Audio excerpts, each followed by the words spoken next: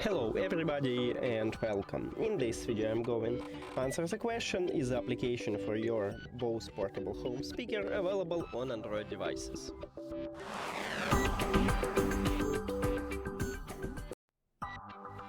So I already installed the application what BOSE offer for the speakers, and if we open it, it asks us to set up a new product, so click on it, then select smart speakers here, and firstly trying to find it, and if cannot, we can see supported devices.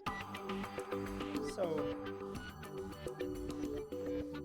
okay, it cannot find it, so we can check.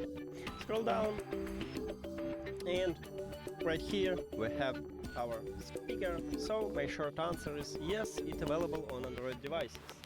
Thank you for watching this video. If you found it helpful, please consider subscribing to the channel and leave the like on the video. See you later!